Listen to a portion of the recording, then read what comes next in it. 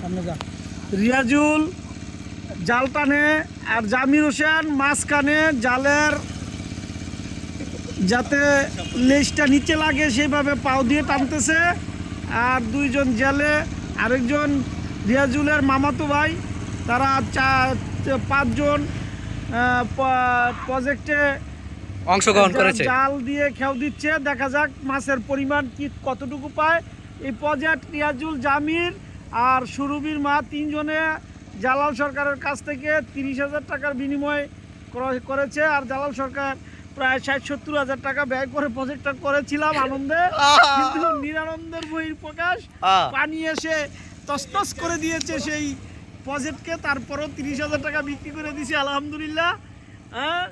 এখন তাদের কি অবস্থা হয় দেখা যাবে। জাল ইনশাআল্লাহ ভালো হবে। আমরা অপেক্ষায় আছি তাদের জালের মধ্যে কি পরিমাণ মাছ আছে আমরা দেখার জন্য। হ্যাঁ ইনশাআল্লাহ অনেক কিছু নেই।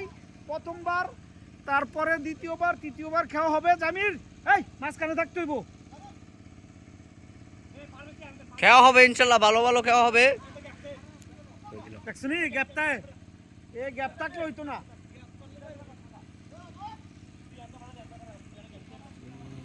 গ্যাপ থাকলে হইতো না। রিয়াজুল তুমি হার কাছে দিয়ে মাইক দে দাও, গ্যাপ থাকলে হইতো না। খাও। হ্যাঁ টান টান। আল্লাহ যেন রিয়াজুল এবং জামিরের কষ্টকে ফলপ্রসূ পরিপূর্ণ করে, অর্থাৎ তারা যেন লাভবান হয়, আমি তাদের জন্য দোয়া করি।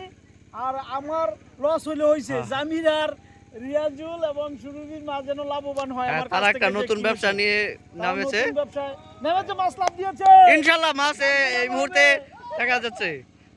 দেখা যাক ব্যবসা চাঙ্গা হবে। ওই মাছ চলে কোনে করে, ওই লাভ হচ্ছে।